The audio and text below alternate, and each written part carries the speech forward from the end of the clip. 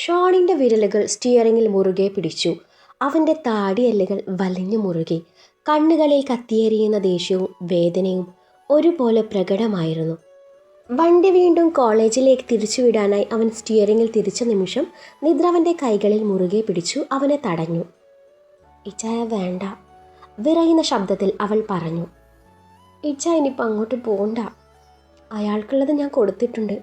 അവളുടെ വാക്കുകൾ കേട്ടിട്ടും ഷോണിൻ്റെ കണ്ണുകളിലെ തീ അണഞ്ഞില്ല. നിത്തു, അവൻ്റെ ശബ്ദം കോപത്താൽ വിറച്ചു. നീ എന്നെ വിട്ടേ. എന്ത് ധൈര്യത്തിലാ അവൻ നിന്നെ തൊട്ടത്? ഞാൻ താലി കെട്ടിയ പെണ്ണാ നീ. നിന്നെ തൊടാൻ എനിക്കല്ലാതെ മറ്റൊരാൾക്കും അവകാശമില്ല. അന്നേരം നിദ്ര സീറ്റ് ബെൽറ്റ് അഴിച്ചു അവൻ്റെ നേരെ തിരിഞ്ഞ് അവനെ ഇറുകെ പുണർന്നു. ഇച്ചായ, അവൾ അവൻ്റെ നെഞ്ചിൽ മുഖം ചേർത്ത് വിളിച്ചു. എനിക്കൊന്നും സംഭവിച്ചിട്ടില്ലല്ലോ, ഞാൻ പേടിച്ചു, അത്രയല്ലുള്ളൂ. പക്ഷെ ഞാൻ തളർന്നിട്ടില്ല. ഇച്ചായനിങ്ങനെ ദേഷ്യപ്പെട്ട് അവിടെ പോയാൽ കാര്യങ്ങൾ കൂടുതൽ വഷളാകും. ഷോണിൻ്റെ കൈകൾ പതിയെ അവളുടെ ചുമലുകളെ ചുറ്റിപ്പിടിച്ചു. ഇപ്പോഴും അവൻ്റെ ശരീരം ദേഷ്യത്താൽ മുറുകിയിരുന്നെങ്കിലും അവളെ ചേർത്ത് പിടിച്ച നിമിഷം അവൻ്റെ ശ്വാസത്തിൻ്റെ താളം മാറി. നിന്നെ ആരെങ്കിലും വേദനിപ്പിക്കുമെന്ന ചിന്ത പോലും എനിക്ക് സഹിക്കാനാവില്ല നിത്തു. അവൻ അവളുടെ മുടിയിൽ മുഖം ചേർത്ത് പതിഞ്ഞ ശബ്ദത്തിൽ പറഞ്ഞു. നീ എൻ്റെ ജീവനാ. നിന്റെ കണ്ണീരിന് കാരണമായവരെ വെറുതെ വിടാൻ എനിക്ക് കഴിയില്ല നിത്തു. നിദ്ര കണ്ണുകൾ അടച്ച് അവനെ കൂടുതൽ മുറുകെ പുണർന്നു. എനിക്കിപ്പോൾ വേണ്ടത് പ്രതികാരമല്ല ഇച്ചായ. എൻ്റെ കൂടെ എൻ്റെ ഇച്ചായനുണ്ടെന്ന ഉറപ്പാണ്. അത് മതി എനിക്ക്. അവളുടെ വാക്കുകൾ ഷോണിൻ്റെ ഉള്ളിലെ കൊടുങ്കാറ്റിനെ പതിയെ ശമിപ്പിച്ചു. നെറ്റിയിൽ അമർത്തി ഒരു ചുംബനം നൽകി അവൻ അവളെ തൻ്റെ നെഞ്ചോട് ചേർത്തു. ഒന്ന് ശാന്തമായതും ഷോൺ വണ്ടി വീട്ടിലേക്ക് തിരിച്ചു. വീട്ടിലെത്തിയതും ഓരോ നിമിഷവും ഷോൺ നിദ്രയുടെ കൂടെ തന്നെ ഉണ്ടായിരുന്നു. രാത്രിയിൽ ഭക്ഷണം കഴിച്ചു അവളെയും ചേർത്ത് പിടിച്ചു കിടക്കുകയായിരുന്നു അവൻ. നിദ്ര ഉറക്കത്തിലേക്ക് വഴുതിപ്പോയതും ഷോൺ തൻ്റെ ഫോണും എടുത്ത് ബാൽക്കണിയിലേക്ക് നടന്നു. അജുവിൻ്റെ നമ്പർ ഡയൽ ചെയ്ത് ഫോൺ ചെവിയോട് അടുപ്പിച്ചു. അവനുമായി കുറച്ചു നേരം സംസാരിച്ചു. കോൾ അവസാനിപ്പിച്ച് മുറിയിലേക്ക് തിരികെ വന്നു. മുറിയിൽ ശാന്തമായി കിടന്നുറങ്ങുന്ന നിദ്രയെ നോക്കിക്കൊണ്ട് ഷോൺ പതിയെ വാർഡ്രോബിൻ്റെ വാതിൽ തുറന്ന് മറ്റൊരു ഷർട്ട് എടുത്ത് ധരിച്ചു. ഓരോ ചലനവും അതീവ സൂക്ഷ്മതയോടെയായിരുന്നു. കട്ടിലിൽ ശാന്തമായി ഉറങ്ങിക്കിടക്കുന്ന നിദ്രയുടെ ഉറക്കം മുറിയരുതെന്ന് അവൻ പ്രത്യേകം ശ്രദ്ധിച്ചു. ഡ്രസ്സ് മാറിക്കൊണ്ടിരിക്കെ അവൻ്റെ കണ്ണുകൾ ഇടയ്ക്കിടെ അവളിലേക്ക് എത്തി നിന്നു. ഡോറും തുറന്ന് പതിയെ താഴേക്ക് ഇറങ്ങി നടന്നു. ഇച്ചായനിത് എങ്ങോട്ടാ? ഷോൺ കാറിൽ കയറാൻ നേരത്താണ് റോണിയുടെ വണ്ടി ഗേറ്റ് കടന്ന് വരുന്നത്. റോണിയുടെ ചോദ്യം കേട്ട് ഷോൺ ഒരു നിമിഷം ഒന്ന് ആലോചിച്ചു. ശേഷം ഹോസ്പിറ്റലിലേക്കാണെന്നും പറഞ്ഞ് അവൻ വണ്ടി എടുത്ത് അവിടെ നിന്ന് പോയി. ഷോൺ തിരികെ വരുമ്പോൾ 3 മണിയൊക്കെ കഴിഞ്ഞിരുന്നു. വന്ന ഉടനെ ഫ്രഷായി ഡ്രസ്സ് മാറി നിദ്രയോട് ചേർന്ന് കിടന്നു. പിറ്റേന്ന് നിദ്ര കോളേജിൽ എത്തിയപ്പോഴാണ് അബി വഴി അറിയുന്നത് ശ്യാം സാറിനൊരു ആക്സിഡൻറ്റ് പറ്റിയെന്നും കൈയും കാലും ഒടിഞ്ഞ് മെഡിക്കൽ കോളേജിൽ അഡ്മിറ്റഡ് ആണെന്നും സ്റ്റുഡൻസ് അടക്കം പലരും കാണാൻ ചെന്നിരുന്നുവെന്നും. നിദ്രയുടെ കയ്യിലുണ്ടായിരുന്ന പുസ്തകങ്ങൾ അറിയാതൊന്ന് വിറച്ചു. ആ വാർത്ത കേട്ട നിമിഷം നിദ്രയുടെ ഉള്ളിലൂടെ ഒരു തണുത്ത വിറയൽ പാഞ്ഞുപോയി. ഇന്നലെ നടന്ന സംഭവങ്ങളെല്ലാം ഒരു മിന്നൽ പോലെ അവളുടെ മനസ്സിലൂടെ കടന്നുപോയി. ശ്യാമിൻ്റെ ആ നോട്ടം, അവൻ്റെ കൈ തൻ്റെ ശരീരത്തിൽ പതിഞ്ഞ ആ നിമിഷം, അവനിൽ നിന്ന് രക്ഷപ്പെടാൻ വേണ്ടി തൻ്റെ സർവ്വശക്തിയും എടുത്തു കൊടുത്ത ആ അടിയും, കിതച്ചുകൊണ്ട് കോളേജിൽ നിന്ന് ഓടിയിറങ്ങിയതും, ഷോണിൻ്റെ നെഞ്ചിലേക്ക് വീണ് കരഞ്ഞതും, അറിയാതെ അവളുടെ വിരലുകൾ തമ്മിൽ മുറുകി. നിത്തു, എന്താ പറ്റിയേ? അബി ആശങ്കയോടെ ചോദിച്ചു. നീ ആകെ വിളറിപ്പോയല്ലോ. ഏയ് ഒന്നുമില്ല. നിദ്ര ബുദ്ധിമുട്ടി ഒരു പുഞ്ചിരി വരുത്താൻ ശ്രമിച്ചു. ഏയ് ഒന്നുമില്ല, പെട്ടെന്ന് കേട്ടപ്പോൾ ഒരു ഷോക്ക് പോലെ, നിദ്ര പറഞ്ഞൊപ്പിച്ചു. പക്ഷേ അവളുടെ മനസ്സിൽ ഒരു ചോദ്യം ഉയർന്നിരുന്നു. ഇത് വെറുമൊരു അപകടമായിരുന്നോ? അതോ തൻ്റെ പെണ്ണിനെ വേദനിപ്പിച്ചവനോട് ഷോൺ സ്വന്തം രീതിയിൽ കണക്ക് ചോദിച്ചതോ? ആ ചിന്തയോടെ നിദ്രയുടെ ഹൃദയം ശക്തമായി മിടിച്ചു. ഇച്ചായ, അവളുടെ മനസ്സ് പതിയെ മന്ത്രിച്ചു. ക്ലാസ്സിൽ അധ്യാപകൻ്റെ ശബ്ദം മുഴങ്ങിക്കൊണ്ടിരുന്നുവെങ്കിലും നിദ്രയുടെ ചിന്തകൾ മുഴുവൻ ഷോണിനെ ചുറ്റിപ്പറ്റിയായിരുന്നു. വൈകുന്നേരം അവനെ കാണുമ്പോൾ ഈ ചോദ്യത്തിന് ഉത്തരം ചോദിക്കണോ, അതോ ആ കണ്ണുകളിലേക്ക് നോക്കി ഒന്നും ചോദിക്കാതെ നിശബ്ദമായി നിന്നാൽ മതിയോ? പിന്നീട് കണ്ണുകളിൽ ഒരു തരം മങ്ങലായിരുന്നു. ബോർഡിൽ എഴുതുന്ന അക്ഷരങ്ങൾ പോലും അവൾക്ക് വ്യക്തമായി കാണുന്നുണ്ടായിരുന്നില്ല. അധ്യാപകരെന്തൊക്കെയോ പറഞ്ഞുകൊണ്ടിരുന്നു. ചുറ്റുമിരുന്നവർ പതിവ് പോലെ ചിരിക്കുകയും സംസാരിക്കുകയും ചെയ്തു. പക്ഷേ നിദ്രയുടെ മനസ്സ് ആ വാർത്തയിൽ തന്നെ കുടുങ്ങിക്കിടന്നു. വൈകുന്നേരം ലാസ്റ്റ് അവർ ആയപ്പോഴാണ് സെക്കൻഡ് ഇയർ റിസൾട്ട് പ്രസിദ്ധീകരിച്ചത്. കോളേജ് മുഴുവൻ ഒരുതരം ആകാംക്ഷയും പരിഭ്രാന്തിയും നിറഞ്ഞ അന്തരീക്ഷമായിരുന്നു. എന്നാൽ നിദ്രയാണെങ്കിൽ പേടിച്ചു വിറച്ച് റിസൾട്ട് നോക്കാൻ പോലും പോയില്ല. കൈകൾ തണുത്ത് വിയർക്കുകയും ഹൃദയം നെഞ്ചിനുള്ളിൽ പെരുമ്പറ കൊട്ടുന്നത് പോലെ ഇടിക്കുകയും ചെയ്തു. എനിക്ക് നോക്കാൻ വയ്യ, അവൾ പതറിയ ശബ്ദത്തിൽ പറഞ്ഞപ്പോൾ അബി അവളുടെ തോളിൽ തട്ടി ധൈര്യം നൽകി. ഞാൻ നോക്കിയിട്ട് വരാം എന്നും പറഞ്ഞ അബി റിസൾട്ട് ബോർഡിനരികിലേക്ക് ഓടി. നിദ്ര അകലെ നിന്നുകൊണ്ട് ഓരോ നിമിഷവും എണ്ണിക്കൊണ്ടിരുന്നു. കുറച്ചു നേരം കഴിഞ്ഞപ്പോൾ തിരികെ വന്ന അബി ഓടിച്ചെന്ന് നിദ്രയെ കെട്ടിപ്പിടിച്ചു. സന്തോഷം കൊണ്ട് അവളുടെ കവിളിൽ ഒരു ഉമ്മയും കൊഴുത്തു. അബിയുടെ ആ പ്രവൃത്തിയും മുഖത്ത് വിരിഞ്ഞിരുന്ന സന്തോഷവും കണ്ട നിദ്ര കണ്ണുമിഴിച്ച് അവളെ നോക്കി. ഇതാണോ നീ പൊട്ടും പൊട്ടും എന്ന് പറഞ്ഞ്? അബി ചിരി അടക്കിക്കൊണ്ട് പറഞ്ഞു. പൊട്ടിയല്ലേ? നിദ്രയുടെ മുഖം ഒരൊറ്റ നിമിഷം കൊണ്ട് മങ്ങി. എടി പൊട്ടിയില്ല. എന്താ അബി നീ പറയുന്നേ? പൊട്ടിയെന്നാണോ അതോ പൊട്ടിയില്ലെന്നോ? ഒന്ന് തെളിച്ച് പറ. അബി അവളുടെ ഇരു കവിളിലും പിടിച്ച് ആവേശത്തോടെ പറഞ്ഞു. എടി നീ ജയിച്ചു എന്ന് മാത്രമല്ല 75% മാർക്കുണ്ട്. എൻ്റെ പൊന്നു മോളെ, എന്നാലും നീ ഇതെങ്ങനെ ഒപ്പിച്ചു? ഞാനേ കഷ്ടിച്ച് പാസ്സായി, അത്രേ ഉള്ളൂ. അബി, നീ എന്നെ പറ്റിക്കാൻ പറഞ്ഞതല്ലല്ലോ. അല്ലടി സത്യം. ആസ് യൂഷ്വൽ അഖിലാണ് ഫസ്റ്റ് ടോപ്പർ, 82% മാർക്കുണ്ട്. അമിതയെ പിന്തള്ളി നീയാണ് സെക്കൻഡ് ടോപ്പർ. ആ വാക്കുകൾ കേട്ട നിമിഷം നിദ്രയുടെ ഉള്ളിൽ ഇത്രയും നാൾ കെട്ടിക്കിടന്നിരുന്ന ഭയവും ആശങ്കകളും അങ്ങ് അലിഞ്ഞുപോയി. ചിരിക്കണോ കരയണോ എന്നറിയാത്ത അവസ്ഥയിൽ അവൾ പതിയെ ബെഞ്ചിലേക്ക് തളർന്നു. കണ്ണുകൾ നിറഞ്ഞൊഴുകുമ്പോഴും ചുണ്ടുകളിൽ ഒരു പുഞ്ചിരി വിരിഞ്ഞു. അപ്പോഴാണ് അവരുടെ ക്ലാസ്സിലെ പഠിപ്പികളായ അഖിലയും അമിതയും അങ്ങോട്ട് വരുന്നത്. ഇരുവരും നിദ്രയെ പുച്ഛിച്ചു നോക്കി. നീ കോപ്പി അടിച്ച് മാർക്ക് വാങ്ങിയതാണെന്നേ ഇവിടെ എല്ലാവർക്കും അറിയാം. ഇവൾക്ക് കിട്ടേണ്ട സ്ഥാനാണ് നീ തട്ടിയെടുത്തത്, അഖില പുച്ഛത്തോടെ പറഞ്ഞു. അവളുടെ അരികിൽ നിന്ന അമിതയും നിസ്സാര ഭാവത്തിൽ ചിരിച്ചു. ഒരു നിമിഷം നിദ്രയുടെ മുഖം വിളറി. അവൾക്ക് ചുറ്റുമുള്ള ലോകം വീണ്ടും അവളെ വിരൽ ചൂണ്ടി നോക്കുന്നത് പോലെ തോന്നി. ഇത്രയും നേരം നെഞ്ചു നിറച്ച ആ സന്തോഷം ആരോ പിടിച്ചു പറിച്ചു പോയതുപോലെ അവളുടെ കണ്ണുകൾ നിറഞ്ഞു. പെട്ടെന്ന് അബി മുന്നിലേക്ക് കയറി നിന്നു. വായിൽ തോന്നുന്നത് എന്തും വിളിച്ചു പറയാന്ന് കരുതണ്ട. അബിയുടെ ശബ്ദം ദേഷ്യത്തിൽ ഉയർന്നു. നിദ്ര കോപ്പിയടിച്ചു എന്ന് തെളിയിക്കാൻ നിങ്ങളുടെ കയ്യിൽ എന്തെങ്കിലും തെളിവുകളുണ്ടോ? അതിന് തെളിവ് എന്തിനാ? എല്ലാവർക്കും അറിയാവുന്ന കാര്യമല്ലേ. ഇവളുടെ ഇതുവരെയുള്ള പെർഫോമൻസ് നോക്കിയാൽ അറിയില്ലേ ഇവൾ എത്രത്തോളം പഠിക്കൂന്ന്, അമിത പരിഹാസത്തോടെ പറഞ്ഞു. അതെ, ഞങ്ങൾ അങ്ങനെയാ, ഏത് നേരം ഇങ്ങനെ പഠിച്ചുകൊണ്ടിരിക്കില്ല. ഫൈനൽ എക്സാം ടൈമിൽ നന്നായി പഠിച്ചു മാർക്ക് വാങ്ങിക്കും.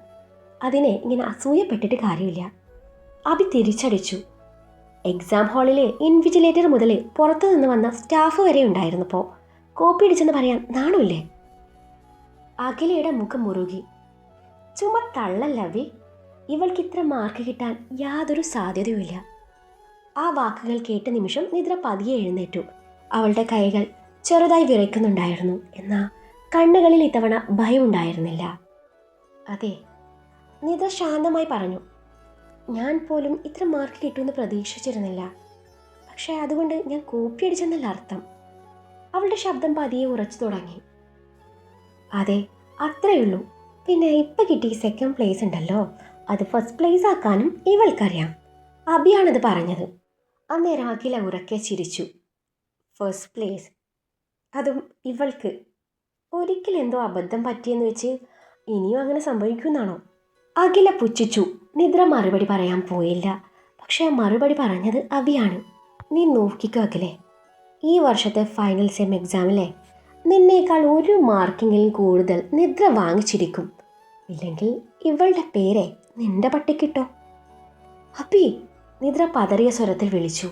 പക്ഷെ അബി നിർത്തിയില്ല. എൻ്റെ കൂട്ടുകാരിയെ എനിക്കറിയാം. ഇവൾ എത്ര രാത്രികൾ ഉറങ്ങാതെ പഠിച്ചിട്ടുണ്ടെന്നും എനിക്കറിയാം. അങ്ങനെ പഠിച്ചതിന് കാരണവും എനിക്കറിയാം. ഇന്നവൾ നേടിയെടുത്ത വിജയം ആരുടെയും ഔദാര്യമൊന്നുമല്ല, അവളുടെ കഷ്ടപ്പാടിൻ്റെ ഫലമാണ്. അതുകൊണ്ട് മോൾ ചുമ്മാ ചൊറിയാതെ പോവാൻ നോക്ക്. അബിയുടെ വാക്കുകൾ കേട്ട് ചുറ്റും നിന്നിരുന്ന ചിലർ തലകുലുക്കി. അഖിലേക്ക് അത് സഹിക്കാനായില്ല. കണ്ടറിയാം, പല്ല് കടിച്ചുകൊണ്ട് അവൾ പറഞ്ഞു. ഫൈനൽ റിസൾട്ട് വരട്ടെ. വരും. അഭി ചിരിച്ചു. അമിത അഖിലയുടെ കയ്യിൽ പിടിച്ചു. വാടി, ഇവരോട് പറഞ്ഞിട്ട് കാര്യമില്ല, അവൾ ദേഷ്യത്തോടെ പറഞ്ഞു. പോകുന്നതിന് മുൻപ് അഖില ഒരിക്കൽ കൂടി നിദ്രയെ തിരിഞ്ഞു നോക്കി. ഫൈനൽ എക്സാമിൽ കാണാം, അവൾ നിദ്രയെ വെല്ലുവിളിച്ചു. തീർച്ചയായും ഇത്തവണ മറുപടി പറഞ്ഞത് നിദ്രയായിരുന്നു. ആ നിമിഷം അവളുടെ ശബ്ദത്തിൽ വിറയലുണ്ടായിരുന്നില്ല. പിന്നീട് ബാഗും എടുത്ത് അബിയുടെ കൈയും പിടിച്ച് പുറത്തേക്ക് നടന്നു. എടി, നിന്നോട് വെല്ലുവിളിക്കാൻ ആരാ പറഞ്ഞ? നിദ്ര പല്ല് കടിച്ചുകൊണ്ട് ചോദിച്ചു. ഈ മാർക്ക് കിട്ടിയതേ ഞാൻ വാശിയോടെ പഠിച്ചതുകൊണ്ടാ. അന്നൊക്കെ എൻ്റെ മനസ്സിൽ എൻ്റെ ഇച്ഛായൻ മാത്രമായിരുന്നു. അങ്ങേരെ നഷ്ടപ്പെട്ടാലോ എന്ന പേടിയായിരുന്നു എന്നെ പുസ്തകത്തിന് മുന്നിൽ ഇരുത്തിയത്. ആ ഫ്ലോയിൽ പഠിച്ചതാണ് ഇത്രയും മാർക്ക് കിട്ടിയത്. അല്ലാതെ. ഒരു നിമിഷം നിർത്തി അവൾ ആഴത്തിൽ ശ്വാസം എടുത്തു. ഇന്നിപ്പോൾ അങ്ങനെയാണോ? ഇച്ഛായനെ കിട്ടിയല്ലോ, അതുകൊണ്ട് എനിക്കിനി കുത്തിയിരുന്ന് പഠിക്കാനൊന്നും വയ്യ. അബി 2 കൈയും അരയിൽ കുത്തി അവളെ നോക്കി. ഇതേ പെണ്ണെ, ഇത് നമ്മുടെ അഭിമാന പ്രശ്നമാണ്. അവൾ ഇന്ന് തന്നെ പട്ടി വാങ്ങിക്കും. നീ എന്തൊക്കെ പറഞ്ഞാലും ഈ വെല്ലുവിളിയിൽ നിന്നേ ഞാൻ പിന്മാറാൻ പോവില്ല. അന്നേരം നിദ്ര അവളെ തുറച്ചു നോക്കി. നിനക്ക് വട്ടാണ്. അതെ, അങ്ങനെയായിരുന്നെങ്കിലേ നിനക്ക് വെല്ലുവിളിക്കാൻ നേരം അവളുടെ പട്ടിക്കിടാൻ നിന്റെ പേര് പറയായിരുന്നില്ലേ? നിദ്രയുടെ പറച്ചിൽ കേട്ട് അബി ഒന്ന് വിളിച്ചു. അയ്യടെ അവളുടെ രീതി എന്നും പിറുപിറുത്തുകൊണ്ട് നിദ്ര മുന്നോട്ട് നടന്നു. നിത്തു ഞാനൊന്ന് പറയട്ടെ എന്ന് പറഞ്ഞുകൊണ്ട് അബി അവളുടെ പിന്നാലെ ഓടിപ്പാഞ്ഞു. അപ്പോഴായിരുന്നു നിദ്രയുടെ ഫോൺ ശബ്ദിച്ചത്. സ്ക്രീനിൽ തെളിഞ്ഞ പേര് കണ്ടതും അവളുടെ മുഖത്തെ കാഠിന്യം അലിഞ്ഞു. ജയൻ. അവൾ വേഗത്തിൽ കോൾ എടുത്തു. നിത്തു, ഞാൻ കോളേജിൻ്റെ ഗേറ്റിൻ്റെ അടുത്തുണ്ട്, അങ്ങോട്ട് വാ. ഷോണിൻ്റെ ശബ്ദം മറുവശത്ത് നിന്നെത്തി. ശരി ചായ, ഇപ്പോൾ വരാം. കോൾ കട്ട് ചെയ്ത നിദ്ര അബിയെ നോക്കി. അബി, ഞാൻ പോവാണേ, ഇച്ചായൻ വന്നിട്ടുണ്ട്. ഇച്ചായൻ വിളിച്ചപ്പോൾ അവളുടെ മുഖം മാറിയത് കണ്ട. ചെല്ല്, അബി കളിയാക്കി. നിദ്രയുടെ ചുണ്ടിൻ്റെ കോണിൽ അറിയാതെ ഒരു പുഞ്ചിരി വിരിഞ്ഞു. പൊടി എന്ന് പറഞ്ഞ് നാണം മറയ്ക്കാൻ ശ്രമിച്ചുകൊണ്ട് നിദ്ര ഗേറ്റിലേക്കുള്ള വഴിയിലൂടെ വേഗത്തിൽ നടന്നു. അവളുടെ ചുവടുകളിൽ പോലും ഒരു ചെറിയ സന്തോഷത്തിൻ്റെ താളമുണ്ടായിരുന്നു. അവളെയും കാത്ത് ഷോൺ ഗേറ്റിന് വെളിയിലുണ്ടായിരുന്നു. നിദ്ര കാറിനകത്ത് കയറിയതും ചുറ്റുപാടുകളൊന്നും അവളുടെ ശ്രദ്ധയിൽപ്പെട്ടില്ല. അടുത്ത നിമിഷം തന്നെ അവൾ മുന്നോട്ട് ചാഞ്ഞ് ഷോണിനെ കെട്ടിപ്പിടിച്ചു. അവൻ്റെ കവിളിൽ അമർത്തിയൊരു ചുംബനം നൽകി. ഒരു നിമിഷം എന്താണ് സംഭവിച്ചതെന്ന് മനസ്സിലാകാതെ ഷോൺ മിഴിഞ്ഞ കണ്ണുകളോടെ തുറന്നു കിടക്കുന്ന കാറിൻ്റെ വിൻഡോയിലൂടെ പുറത്തേക്ക് നോക്കി. നിത്തു. അവൻ്റെ ശബ്ദത്തിൽ അമ്പരപ്പും ചിരിയും കലർന്നിരുന്നു.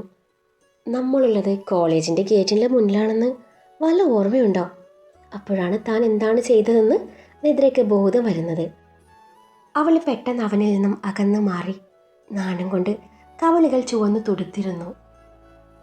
ഞാനത് വാക്കുകൾ കിട്ടാതെ അവൾ വിരലുകൾ കോർത്ത് പിടിച്ചു. ഷോൺ അവളെ നോക്കി ചിരിച്ചു.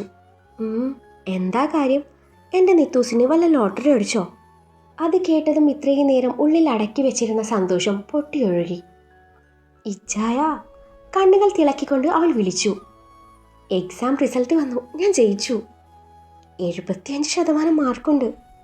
ഷോൺ സന്തോഷത്തോടെയും അഭിമാനത്തോടെയും നിത്രയെ നോക്കി. ആണോ? കൺഗ്രാറ്റ്സ് നിത്തൂസ്. അപ്പോൾ അന്നത്തെ പൊട്ടിയ 2 സബ്ജക്റ്റും അതും കൂടി കിട്ടിയല്ലോ അല്ലേ? ഞാൻ 2 സബ്ജക്റ്റിൽ പൊട്ടിയെന്ന് കാര്യം ഇച്ചായനോട് ആരാ പറഞ്ഞേ? നീ തന്നെയല്ലേ എന്നോട് പറഞ്ഞേ? എപ്പോ? അന്ന് വെള്ളമടിച്ച് വെളിവില്ലാത്തപ്പോൾ. അയ്യോ, ഞാനന്ന് ഇതും പറഞ്ഞ?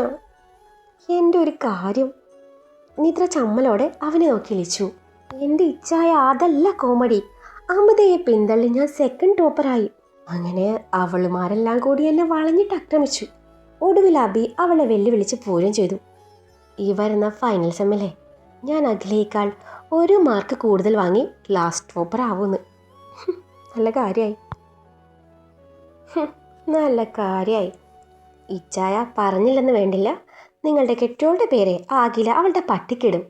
ഇക്കാര്യത്തിലെ എനിക്കൊന്നും ചെയ്യാൻ പറ്റില്ല. ആഹാ, അങ്ങനെ അവളിപ്പോൾ അവളുടെ പട്ടിക്ക് എൻ്റെ കെട്ടിയോളുടെ പേരിടണ്ട. അബി പറഞ്ഞത് തന്നെയാ എനിക്കും പറയാനുള്ളൂ. നീ തന്നെയായിരിക്കും ഫസ്റ്റ് ടോപ്പർ. എന്തുവാ ഇച്ചായ? ഇച്ചായനെ നഷ്ടപ്പെടുമോ എന്ന പേടിയായിരുന്നു അന്ന്. അതുകൊണ്ടല്ലേ ഞാൻ നല്ലോണം പഠിച്ചത്. ഇപ്പോൾ ഇച്ചായനെ കിട്ടിയില്ലേ, ഇനി എനിക്ക് ആ ഫ്ലോ കിട്ടില്ലെന്ന്.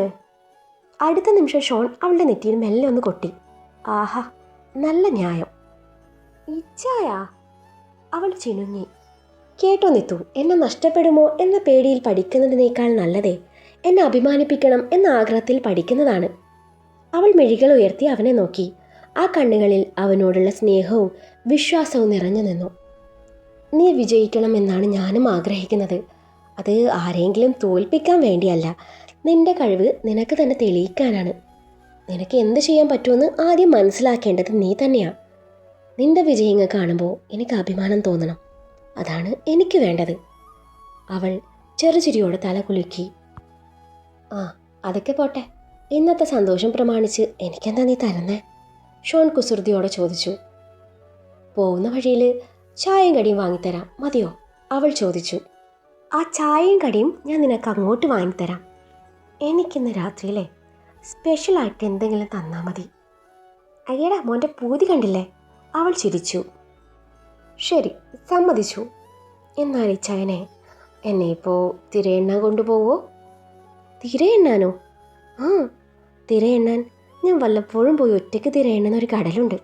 അവിടെ പോയി നമുക്കിന്ന് ഒരുമിച്ച് തിരയെണ്ണാം. അവിടെ എത്തിയിട്ടേ എനിക്ക് ഇയാളുടെ മുഖത്ത് നോക്കി 10 ചോദിക്കാനുണ്ട്. അന്നേരം ഷോൺ ചുളുങ്ങിയ മുഖത്തോടെ വണ്ടി മുന്നോട്ടെടുത്തു. നിദ്രയും ഷോണും കടലോരത്തെ മണൽത്തരിയിൽ ചേർന്നിരുന്നു. സന്ധ്യയുടെ ചുവന്ന വെളിച്ചം കടലിൽ വീണ് സ്വർണ്ണ നിറമുള്ള തിരമാലകൾ തീരത്തെ തഴുകിക്കൊണ്ടിരുന്നു. കടലിൻ്റെ ഉപ്പുമണം കലർന്ന തണുത്ത കാറ്റ് അവരുടെ മുഖത്തെ തഴുകിയപ്പോൾ നിദ്ര തൻ്റെ കാലുകൾ മണലിൽ പൂഴ്ത്തിക്കൊണ്ട് ദൂരെയുള്ള തിരകളിലേക്ക് നോക്കി. മാഡത്തിന് തിരയെണ്ണി കഴിഞ്ഞെങ്കിൽ കുറച്ചു നേരം ഞാനിവിടെ കിടന്നോട്ടെ?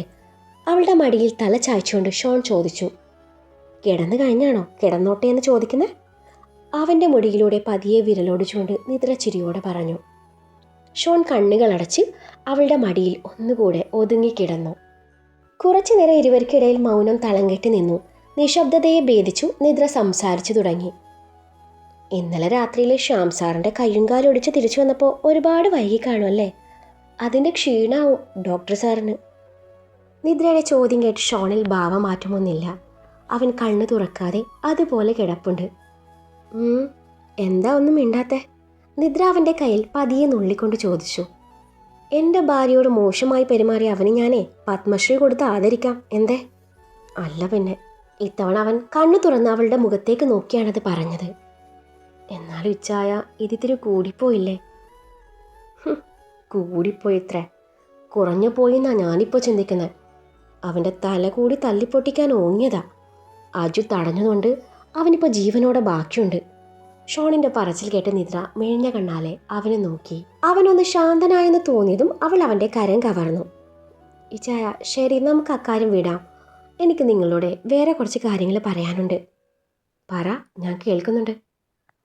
ഇച്ചായനെ, എനിക്കൊരു ഉപകാരം ചെയ്യോ? നീ കാര്യം പറ നിത്തു. അത് പിന്നെ നിഖിലേട്ടൻ്റെ കാര്യാ. അവനെന്ത് പറ്റി? ഒന്നും പറ്റിയില്ല. പിന്നെ? നിദ്ര അവനെ ഒന്ന് നോക്കി ശേഷം ജനനിക്ക് നിഖിലിനോടുള്ള പ്രണയവും പിന്നീട് നടന്നതൊക്കെയും പറഞ്ഞു. എല്ലാം കേട്ട് കഴിഞ്ഞതും ഷോൺ അവളുടെ മടിയിൽ നിന്നും എഴുന്നേറ്റു. ഇതൊരുമാതിരി മറ്റേടത്തെ ലവ് സ്റ്റോറി ആയിപ്പോയല്ലോ. ജനനിക്ക് ഇഷ്ടം നിഖിലിനെ, നിഖിലിന് ഇഷ്ടം അബിയെ, അബിക്കാണെങ്കിൽ ഇഷ്ടം സനീഷിനെ, സനീഷിന് ഇഷ്ടം നിന്നെ, നിനക്കിഷ്ടം എന്നെയും, എനിക്കിഷ്ടം. ഷോൺ ഒരു ഫ്ലോയിൽ പറഞ്ഞു പോകുന്നുണ്ട്. നിദ്ര ഇതൊക്കെയും കേട്ടുകൊണ്ട് അവനൊന്ന് വല്ലാത്ത ഭാവത്തിൽ നോക്കി. അവളുടെ നോട്ടം കണ്ട് ഷോൺ തൻ്റെ പറച്ചിൽ നിർത്തി. നിങ്ങൾക്കിഷ്ടം? ബാക്കി പറ. നിദ്രയുടെ മുഖം കൂർത്തു. ബാക്കി എന്ത് പറയാൻ, എനിക്കിഷ്ടം നിന്നെ. ഷോൺ അവളുടെ കവിൾ പിടിച്ച് കൊഞ്ചിച്ചുകൊണ്ട് പറഞ്ഞു. അത് കേട്ടതും നിദ്രയുടെ മുഖം വിടർന്നു. ഇച്ചായ തമാശകളാ. ഇച്ചായ ഇക്കാര്യത്തിൽ എന്നൊന്ന് ഹെൽപ്പ് ചെയ്യണം. നമുക്ക് ജനനിയും നിഖിലേട്ടനെയും ഒന്നിപ്പിക്കണം. അതിന് ഇച്ചായൻ എൻ്റെ കൂടെ നിൽക്കണം. ജനനി പാവാ, അവൾക്ക് എൻ്റെ ചേട്ടനെ ഭയങ്കര ഇഷ്ടമാണ്. പക്ഷേ ആ ഇഷ്ടം നിഖിലിന് കൂടി തോന്നണ്ടേ? അവനിഷ്ടം അബിയല്ലേ? അബി സനീഷേട്ടൻ്റെ പെണ്ണാണെന്ന് അറിഞ്ഞപ്പോൾ നിഖിലേട്ടൻ അബിയെ മനസ്സിൽ നിന്ന് ഒഴിവാക്കി കാണും. ഞാനും അമ്മയൊക്കെയും നേരത്തെ ആഗ്രഹിച്ചതാ ജാനിയെ നിഖിലേട്ടനെ കൊണ്ട് കെട്ടിക്കാൻ. പക്ഷേ ശരി, ഞാനിപ്പോൾ എന്ത് വേണമെന്നാണ് നീ പറയുന്നത്? അത് പിന്നെ നമ്മൾ നാളെ ജാനിയുടെ വീട്ടിൽ പോകുന്നു. ഞാൻ അവളോട് വല്ലതും മിണ്ടിയും പറഞ്ഞിരിക്കുമ്പോൾ ഇച്ചാൻ അവളുടെ അമ്മൂമ്മയുടെ കാര്യങ്ങൾ സംസാരിക്കുന്നു. അങ്ങനെ അവരിരുവരും അറിയാതെ നമ്മൾ ഈ വിവാഹം ഉറപ്പിക്കുന്നു. ഓഹോ, അപ്പോൾ നീ എന്നെ വിവാഹ ദല്ലാളും ആക്കിയല്ലേ? എടി, നമ്മളെ എല്ലാം സെറ്റ് ചെയ്ത് കഴിഞ്ഞേ ഒടുവിൽ നിഖില് അവളെ കെട്ടാൻ പറ്റില്ലെന്ന് പറഞ്ഞാൽ എന്ത് ചെയ്യും? അവസാനം ഞാൻ കെട്ടേണ്ടി വരും കേട്ടോ. അവൻ പറഞ്ഞു തീർത്തില്ല. നിദ്ര അവൻ്റെ പുറം നോക്കി ഒന്ന് കൊടുത്തു. ഒരു ഉദാഹരണം പറഞ്ഞപ്പോഴെങ്ങനെ, ഇനിയിപ്പോൾ ഞാൻ ഒരെണ്ണം കൂടി കെട്ടിയാൽ നീ എന്ത് ചെയ്യും? നിദ്ര അവൻ്റെ കവിള് നോക്കി കടി കൊടുത്തു. ശേഷം അവൻ്റെ നെഞ്ചിലേക്ക് മുഖം പൂഴ്ത്തി. അവളുടെ കണ്ണുനീർ തൻ്റെ ഷർട്ടിനെ നനച്ചതും ഷോൺ അവളുടെ താടി പിടിച്ച് മുഖം തനിക്ക് നേരെ ഉയർത്തി. അയ്യേ കരയാ, ഞാനൊരു തമാശ പറഞ്ഞതല്ല പെണ്ണെ. വിരലുകൾ കൊണ്ട് കണ്ണുനീർ തുടച്ചുകൊണ്ട് ഷോൺ പറഞ്ഞു. വേണ്ട, തമാശക്ക് പോലെ അങ്ങനെ പറയല്ലേ, എനിക്ക് സഹിക്കാൻ പറ്റുന്നില്ല. നിദ്ര അവൻ്റെ തോളിലേക്ക് ചാഞ്ഞുകൊണ്ട് പറഞ്ഞു. അവളുടെ ശബ്ദം പതിഞ്ഞിരുന്നു. അതിൽ പരിഭവവും പേടിയും ഒരുപോലെ കലർന്നിരുന്നു. ഷോൺ അവളിലേക്ക് തിരിഞ്ഞു നോക്കി. എപ്പോഴും കുസൃതി നിറഞ്ഞു നിൽക്കുന്ന അവളുടെ കണ്ണുകൾ അന്നേരം നനവാർന്നതായിരുന്നു. അവൻ പതിയെ അവളെ തൻ്റെ നെഞ്ചിലേക്ക് അണച്ചു പിടിച്ചു. നിത്തു, ഞാൻ വെറുതെ പറഞ്ഞതല്ലേ, നീ ഇത്ര സീരിയസ് ആയി എടുക്കുമെന്ന് ഞാൻ വിചാരിച്ചില്ല. ഇച്ചായനത് തമാശയായിരിക്കും, പക്ഷെ എനിക്കല്ല. അവൾ അവൻ്റെ നെഞ്ചിൽ മൃദുവായി ചുംബിച്ചു. ഇനി ഞാൻ ഒരിക്കലും തമാശക്ക് പോലെ കാര്യം പറയില്ല, പോരെ? ഷോൺ അവളുടെ മുടിയിൽ മുഖം പൂഴ്ത്തി അവിടെ ചുംബിച്ചു. കടൽ കാറ്റ് അവളുടെ മുടിയിഴകളെ തലോടിക്കടന്നുപോയി. ദൂരെയായി തിരമാലകൾ തീരത്തെ ചുംബിച്ചു കൊണ്ടിരുന്നു. ഷോണിൻ്റെ തോളിലേക്ക് വീണ്ടും ചാഞ്ഞുകൊണ്ട് നിദ്ര മന്ത്രമായി പറഞ്ഞു. ഇച്ചായൻ ഇവിടെ വെച്ച് എന്നെ ഒന്ന് പ്രപ്പോസ് ചെയ്യോ? അവളുടെ ശബ്ദം വളരെ നേർത്തതായിരുന്നു. ഒരു കൊച്ചുകുട്ടി തൻ്റെ പ്രിയപ്പെട്ട കളിപ്പാട്ടം ചോദിക്കുന്ന നിഷ്കളങ്കതയും ഹൃദയത്തിൻ്റെ ഏറ്റവും ആഴത്തിലുള്ള ആഗ്രഹവും തുറന്നു പറയുന്ന വിറയലും അതിലുണ്ടായിരുന്നു. നിദ്രയുടെ വാക്കുകൾ കേട്ടതും ഷോൺ ആദ്യം ഒന്ന് ചിരിച്ചു. നിത്തൂസേ, കല്യാണം കഴിഞ്ഞ് ഫസ്റ്റ് നൈറ്റും കഴിഞ്ഞു, അതിനുശേഷമുള്ള എത്രയോ നൈറ്റും കഴിഞ്ഞു, ഇനി എന്തോന്ന് പ്രപ്പോസൽ? അവൻ കുസൃതിയോടെ ചോദിച്ചു. നിദ്ര ചുണ്ടു കൂർപ്പിച്ചു അവൻ്റെ തോളിൽ ഒന്ന് നുള്ളി. അതിനെന്താ, പ്രപ്പോസ് ചെയ്യാൻ കല്യാണത്തിന് മുൻപ് മാത്രമേ പറ്റൂ എന്നാരാ പറഞ്ഞേ? എനിക്കിപ്പോൾ വേണം. ഈ കടലിനെയും ഈ സന്ധ്യയെയും സാക്ഷിയാക്കി ഇച്ചായൻ എന്നൊന്ന് പ്രപ്പോസ് ചെയ്യണം. അയ്യോ, ഈ പെണ്ണിൻ്റെ ഓരോരോ ആഗ്രഹങ്ങളെ! ഷോൺ ചിരിച്ചുകൊണ്ട് തലയിൽ കൈവച്ചു. ചെയ്യോ ഇല്ലയോ? നിദ്ര അവൻ്റെ കണ്ണിലേക്ക് നോക്കി ചോദിച്ചു. നിങ്ങൾ എന്നെ ഒരുപാട് സ്നേഹിക്കുന്നുണ്ട്, പക്ഷേ ഒരിക്കലും പോലും നിദ്ര ഐ ലവ് യു എന്ന് മുട്ടുകുത്തി പറഞ്ഞിട്ടൊന്നുമില്ല. ഇനി അതിൻ്റെ ഒരു കുറവുണ്ടോ? ഉണ്ട്. അവൾ പെട്ടെന്ന് മറുപടി പറഞ്ഞു. പെണ്ണുങ്ങൾക്ക് ചില കുഞ്ഞു കുഞ്ഞു ആഗ്രഹങ്ങളൊക്കെ ഉണ്ടാവും, ജീവിതം മുഴുവനും ഓർത്ത് വെക്കാനുള്ള ചില നിമിഷങ്ങൾ. അതിലൊന്നായത്. പിന്നെ നമ്മുടെ മക്കൾ എന്നോട് ചോദിക്കില്ലേ, അമ്മേ പപ്പ എങ്ങനെയാ അമ്മയെ പ്രപ്പോസ് ചെയ്തതെന്ന്? അന്നേരം എനിക്ക് പറയാൻ അങ്ങനെ എന്തെങ്കിലും നിമിഷങ്ങളുണ്ടോ? അല്ലാതെ എനിക്ക് അവരോട് പറയാൻ പറ്റില്ലല്ലോ ഞാൻ അവരുടെ പപ്പയെ പിന്നാലെ നടന്ന് വളച്ചെടുത്തതാണ്. അവരെന്ത് കരുതു വെച്ചായ? അവളുടെ ആ പറച്ചിലും കണ്ണുകളിൽ ആ നിഷ്കളങ്കമായ ആഗ്രഹവും കണ്ടതും ഷോണിൽ വാത്സല്യം നിറഞ്ഞൊരു പുഞ്ചിരി അവൻ്റെ ചുണ്ടിലേക്കെത്തി. നിന്റെ ഒരു കാര്യം എന്നും പറഞ്ഞ് അവൻ എഴുന്നേറ്റ് ചുറ്റും കണ്ണോടിച്ചു. അവിടെയെങ്ങോ കടൽ കാറ്റിൽ തലോടി നിൽക്കുന്ന ചെറിയ കാട്ടുപൂക്കൾ അവൻ്റെ ശ്രദ്ധയിൽപ്പെട്ടു. മണൽ തരിയിലൂടെ നടന്നവൻ അവയിൽ കുറച്ചെണ്ണം ശ്രദ്ധയോടെ പറിച്ചെടുത്തു. നിറം മങ്ങിയ കുഞ്ഞു പൂക്കളായിരുന്നവ. വിലയേറിയ റോസാപ്പൂക്കളേക്കാൾ വലിയ വിലയുണ്ടായിരുന്നതിന്. അതൊക്കെ നോക്കി നിദ്രയുടെ കണ്ണുകൾ വിടർന്നു. ഷോൺ ഒന്നും പറയാതെ അവളുടെ മുന്നിലേക്ക് നടന്നു വന്നു. സന്ധ്യയുടെ ചുവപ്പ് നിറം കടലിൽ അലിഞ്ഞു ചേർന്നിരുന്നു. തിരമാലകൾ പതിവ് പോലെ തീരത്തെ ചുംബിച്ചുകൊണ്ടിരുന്നു. കടൽക്കാറ്റ് അവരുടെ ചുറ്റും വട്ടമിട്ട് പറന്നു. ആ നിമിഷം ഷോൺ പതിയെ ഒരു മുട്ടുമണലിലേക്ക് കുത്തിയിരുന്നു. നിദ്രയുടെ ശ്വാസം ഒരു നിമിഷം നിലച്ചുപോയി. ഇച്ചായ, അവളുടെ ശബ്ദം വിറച്ചിരുന്നു. കുസൃതിയും കളിയുമെല്ലാം നിറഞ്ഞു നിൽക്കുന്ന ഷോണിൻ്റെ മുഖത്ത് അപ്പോൾ നിറഞ്ഞിരുന്നത് സ്നേഹം മാത്രമായിരുന്നു. കയ്യിലിരുന്ന കുഞ്ഞു പൂക്കൾ അവൾക്ക് നേരെ നീട്ടിക്കൊണ്ടവൻ അവളുടെ കണ്ണുകളിലേക്ക് നോക്കി. നിദ്ര, ആ ഒരു വിളിയിൽ തന്നെ അവൾ ഉരുകിപ്പോയിരുന്നു. നിന്നെ ആദ്യമായി കണ്ട ദിവസം മുതൽ എൻ്റെ ജീവിതം മാറി തുടങ്ങിയിരുന്നു. അന്നത് പ്രണയമാണെന്ന് എനിക്ക് മനസ്സിലായിരുന്നില്ല. പക്ഷെ ഇന്ന് എനിക്ക് ഉറപ്പായിട്ടറിയാം, എൻ്റെ ഓരോ സന്തോഷത്തിൻ്റെയും കാരണം നീയാണ്. അവൻ്റെ ശബ്ദം പതിയെ ആർദ്രമായി. നിദ്ര, എന്നെ ചിരിപ്പിക്കാനും പ്രണയിപ്പിക്കാനും പഠിപ്പിച്ചുകൊണ്ട് നീ എന്നിലേക്ക് കടന്നു വന്നു. ഒടുവിൽ എന്നെ പൂർണ്ണമായി സ്വന്തമാക്കാനും നിനക്ക് കഴിഞ്ഞു. അത്രയും പറഞ്ഞുകൊണ്ട് അവൻ അവളുടെ കണ്ണിലേക്ക് ആഴത്തിൽ നോക്കി. എൻ്റെ എല്ലാ നാളുകളിലും നീ ഉണ്ടായിരിക്കണം. ഇന്നലെ ഉണ്ടായിരുന്നത് പോലെ, ഇന്നുള്ളതുപോലെ, നാളെ വരാനിരിക്കുന്ന എല്ലാ സന്തോഷത്തിലും സങ്കടത്തിലും എൻ്റെ കൂടെ നീ ഉണ്ടാവില്ലേ? അവൻ്റെ ശബ്ദം പതിയെ ആർദ്രമായി. മിസ്സിസ് നിദ്ര ഷോൺ, ഇനിയും 1000 വട്ടം എൻ്റെ പ്രണയിനിയാകാമോ? അവൻ കള്ളച്ചിരിയോടെ ചോദിച്ചു. നിദ്രയുടെ കണ്ണുകൾ നിറഞ്ഞു. ചിരിച്ചും കരഞ്ഞും അവൾ തല കുലുക്കി. ആകാം, അവൾ മൃദുവായി പറഞ്ഞു. ഈ ജന്മത്തിലും ഇനിയുള്ള എല്ലാ ജന്മങ്ങളിലും ഇച്ഛ എൻ്റെ പ്രണയിനിയായിരിക്കാൻ എനിക്ക് സമ്മതമാണ്. അവൾ ആ പൂക്കൾ വാങ്ങിച്ചുകൊണ്ട് പറഞ്ഞു.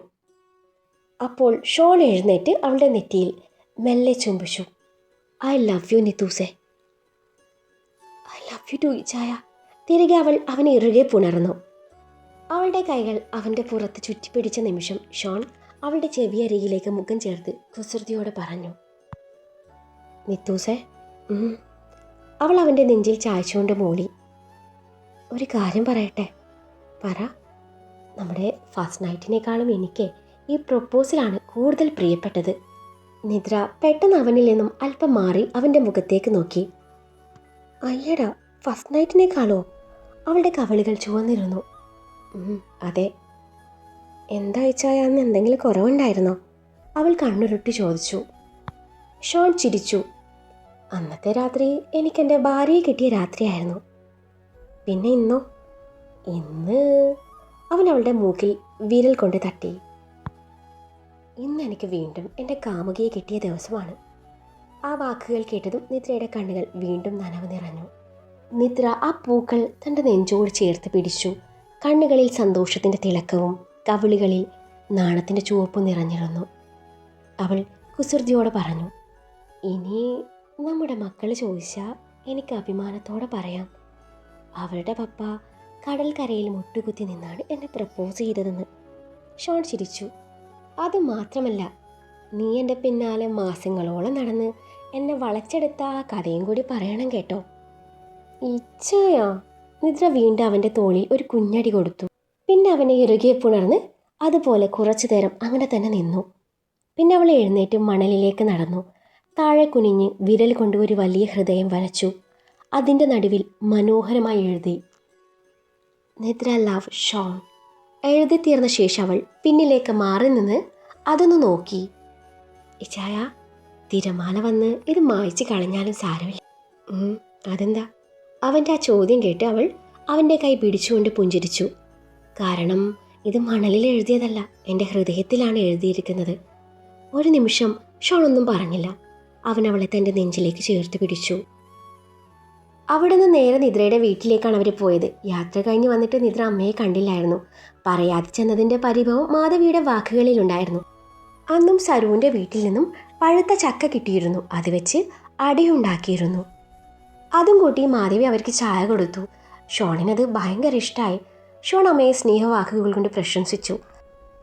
ഇനി ഒരിക്കലേ അമ്മയുടെ ബീഫ് കറി കഴിക്കാനേ ഞാൻ വിളിച്ചു പറഞ്ഞിട്ട് വരുന്നുണ്ട് എന്നുള്ള അവൻ്റെ ഹൃദയത്തിൽ തട്ടിയുള്ള വാക്കുകൾ കേട്ടതും മാധവിയുടെ ഉള്ള നിറഞ്ഞു. മരുമകനെ പോലെയല്ല, സ്വന്തം മകനെ പോലെയാണ് ഷോൺ തന്നോട് പെരുമാറുന്നത് എന്ന് കണ്ടതും അവരുടെ കണ്ണുകൾ ഈറനണിഞ്ഞു. മാധവി അടുക്കളയിലോട്ട് നടന്നതും ഷോൺ എതിരെ കെട്ടിപ്പിടിച്ച് കവിളിൽ ഉമ്മ വെച്ചു. അവൾ കണ്ണ് കൂർപ്പിച്ചതും അവൻ അവളുടെ കഴുത്തിലും കാതിലും ഒക്കെയും ചുംബിച്ചു. നിദ്ര ചിരി അടക്കി പിടിച്ചു അവൻ്റെ ചുണ്ട് പൊത്തി. തൻ്റെ വായിൽ അമർന്ന അവളുടെ കൈ ഷോൺ എടുത്തു മാറ്റി കാതോരം പതുക്കെ പറഞ്ഞു, രാത്രിയിലെ കാര്യം മറക്കണ്ട. നിദ്രയുടെ മുഖം ചുവന്നു. അകത്തു നിന്നും നിധി ഇതൊക്കെ കാണുന്നുണ്ടായിരുന്നു. അവളുടെ മുഖം വലിഞ്ഞു മുറുകി. അവരുടെ മുന്നിലൂടെ അവരെ ഗൗനിക്കാതെ അവൾ പുറത്തേക്ക് നടന്നു. നിദ്ര വിളിച്ചപ്പോൾ അവരെ ഒന്ന് തിരിഞ്ഞു നോക്കി ചിരിച്ചെന്ന് വരുത്തി പുറത്തേക്ക് തന്നെ നടന്നു. നിദ്രയും ഷോണും അവളുടെ പോക്ക് നോക്കി നിന്നു. ഈ കുരുപ്പിന് വേണ്ടിയാണല്ലോ നമ്മുടെ ഒറിജിനൽ ആദ്യ രാത്രിയിൽ നീ എന്നെ ഉറക്കി കിടത്തിയത് എന്നുള്ള ഷോണിൻ്റെ ചോദ്യം കേട്ട് നിദ്രയുടെ മുഖഭാവം പൊടുന്നനെ മാറി. അവളുടെ മുഖം കുനിഞ്ഞു. ഇതും ഞാൻ വെള്ളമടിച്ച് വെളിവില്ലാതെ പറഞ്ഞതാണോ? നിദ്ര തല ഉയർത്താതെ ചോദിച്ചു. ഹേ, ഇത് നമ്മുടെ കല്യാണം കഴിഞ്ഞ് 2 ദിവസം കഴിഞ്ഞപ്പോഴേ ഞാൻ കണ്ടുപിടിച്ചായിരുന്നു. നിന്റെ ഡ്രസ്സിൻ്റെ കൂടെ ആ ടാബ്ലറ്റ് ഞാൻ കണ്ടിരുന്നു. എനിക്കറിയായിരുന്നു എൻ്റെ നിത്തു പെണ്ണെ ഒരു കാരണമില്ലാതെ ഇങ്ങനെ ചെയ്യില്ലെന്ന്. നിദ്രയുടെ കണ്ണു നിറഞ്ഞു. അവൾ അവൻ്റെ കവിളിൽ അമർത്തി മുത്തി. സോറി ജയ, അറിയാതെ പറ്റിപ്പോയതാ. ആദ്യ രാത്രി മുടക്കിയതിനെ ഞാൻ ഇന്ന് രാത്രിയിൽ പ്രായശ്ചിത്തം ചെയ്തോളാം. അവൾ അവൻ്റെ തോളിലേക്ക് ചാഞ്ഞു. അത് കേട്ടതും ഷോണിൻ്റെ കണ്ണുകൾ വിടർന്നു. മുറ്റത്തെത്തിയ നിധി ഒരു പഴയ ആണി കൊണ്ട് ഷോണിൻ്റെ കാറിൽ വരയാൻ ഒരുങ്ങവെയാണ് സനീഷ് അങ്ങോട്ട് വരുന്നത്. അവനെ കണ്ടതും നിധി ആണി കളഞ്ഞ് ഒന്നും അറിയാത്ത ഭാവത്തിൽ നിന്നു. ചേച്ചിയും ചേട്ടൻ അകത്തുണ്ടോ എന്നും ചോദിച്ച് സനീഷ് അകത്തേക്ക് നടന്നു. സനീഷ് അകത്തേക്ക് കയറി ചെന്നപ്പോൾ കാണുന്നത് ഷോണിൻ്റെ തോളിൽ ചാഞ്ഞിരിക്കുന്ന നിദ്രയും. സനീഷിനെ കണ്ട് ഇരുവരും അകന്നു മാറി. സനീഷ് ഒരുതരം വല്ലായ്മയോടെ പുറത്തേക്ക് നടക്കാനൊരുങ്ങിയതും ഷോൺ അവൻ അവിടെ പിടിച്ചിരുത്തി. നിദ്ര ചമ്മൽ മറച്ചു പിടിച്ച് അകത്തേക്ക് നടന്നു. കുറച്ചു കഴിഞ്ഞ് സനീഷിനുള്ള ചായയുമായി അവൾ വരുമ്പോൾ സനീഷും ഷോണും നിഖിലിൻ്റെ കാര്യം സംസാരിക്കുന്നുണ്ട്. സനീഷിൽ നിന്നാണ് നിഖിലിൻ്റെ ഇപ്പോഴത്തെ സിറ്റുവേഷൻ അവർ മനസ്സിലാക്കുന്നത്. നിഖിൽ ജനനിയെ പറ്റി അവനോട് സംസാരിച്ചിരുന്നുവെന്നും അവൻ്റെ മനസ്സിൽ കുറ്റബോധവും നേരിയ തോതിൽ ജനനിയോട് ഇഷ്ടമുണ്ടെന്ന് തിരിച്ചറിഞ്ഞ സനീഷ് ഷോണിനെയും നിദ്രയും കണ്ട് ഇക്കാര്യം സംസാരിക്കാൻ വേണ്ടിയാണ് അങ്ങോട്ട് വന്നത്. അങ്ങനെ അവർ 3 പേരും കൂടി ചില തീരുമാനങ്ങൾ എടുത്തു. എല്ലാവരോടും യാത്ര പറഞ്ഞ് ഷോണും നിദ്രയും അവിടെ നിന്ന് മടങ്ങി. അവർ പോയതും മാധവിയോട് യാത്ര പറഞ്ഞ് സനീഷ് മുന്നോട്ട് നടന്നു. സനീഷ് ഏട്ടന് കെട്ടിയാൽ പോരായിരുന്നോ ചേച്ചിയെ? എങ്കിൽ പിന്നെ അയാൾ ഇങ്ങോട്ട് വരില്ലായിരുന്നു. എനിക്ക് അയാളെ ഇഷ്ടമല്ല എന്നുള്ള നിധിയുടെ പറച്ചിൽ കേട്ട് സനീഷ് അവളെ ശാസിച്ചു. നോക്കിക്കോ, അവരധിക കാലമൊന്നും ഒരുമിച്ച് പോവില്ല. അത്രയും പറഞ്ഞ് നിധി അകത്തേക്ക് നടന്നതും സനീഷ് ഒരുതരം വല്ലായ്മയോടെ അവളുടെ പോക്ക് നോക്കി നിന്നു. പോകുന്ന വഴിയിൽ മുല്ലച്ചെടി മാറ്റി നടാനുള്ള ചട്ടിയും പോട്ടി മിക്സും ഒക്കെയും വാങ്ങിച്ചാണ് അവർ വീട്ടിൽ ചെന്നത്. എത്തിയ ഉടനെ നിദ്ര ചെടി റിപ്പോർട്ട് ചെയ്ത് ബാൽക്കണിയിൽ അത്യാവശ്യം വെയിലും തണലും ഉള്ളിയുടെ നോക്കി വെച്ചു. ആ നിമിഷം അവളുടെ മനസ്സിലൂടെ കടന്നു പോയത് തറവാട്ടിലെ അവരുടെ മനോഹരമായ പ്രണയ നിമിഷങ്ങളായിരുന്നു. രാത്രിയിൽ ഷോൺ ബാൽക്കണിയിലെ ബീൻ ബാഗിലിരുന്ന് അജുവുമായി ഫോണിൽ സംസാരിക്കുന്നുണ്ട്. എടാ, ആ ശ്യാം പറഞ്ഞത് നീയും കേട്ടതല്ലേ? അന്ന് നിദ്ര ഇഷ്ടമാണെന്നും വിവാഹത്തിൽ നിന്നും പിന്മാറണമെന്നും പറഞ്ഞ് എന്നെ വിളിച്ചത് അവനല്ലെന്ന്. അപ്പോൾ പിന്നെ അതാരാ? അപ്പോൾ ഈ മാസ്റ്റർ ശ്യാം അല്ല. അതിനുള്ള ധൈര്യമൊന്നും ആ മണുഗുണാഞ്ചനുണ്ടെന്ന് എനിക്ക് തോന്നുന്നില്ല. ശരിക്കുള്ള മാസ്റ്റർ മറ്റാരോ ആണ്. അവൻ്റെ ലക്ഷ്യം നിദ്രയല്ല, ഞാനാ. അവനെ ഞാൻ വൈകാതെ കണ്ടെത്തും. ഷോണിൻ്റെ വാക്കുകൾ ഉറച്ചതായിരുന്നു. അതിനിടയിലാണ് നിദ്ര ഷോണിൻ്റെ മടിയിൽ വന്നിരിക്കുന്നത്. അവൻ്റെ തോളിലൂടെ കൈയിട്ട് കഴുത്തിലേക്ക് മുഖം പൂഴ്ത്തി. അവൾ ധരിച്ച വസ്ത്രം കണ്ട് ഷോണിൻ്റെ കിളി പോയി. മിനി സ്കേർട്ട് കൂടെ noodle strap crop top. Hello Shon, Shon, Shon, നീ കേൾക്കുന്നുണ്ടോ? മറു സൈഡിൽ നിന്നും അജുവിൻ്റെ സ്വരം ഉയർന്നു. ഇല്ലടാ, എനിക്കൊന്നും കേൾക്കുന്നില്ല എന്നും പറഞ്ഞ് ഷോൺ കോൾ ഡിസ്കണക്ട് ചെയ്തു.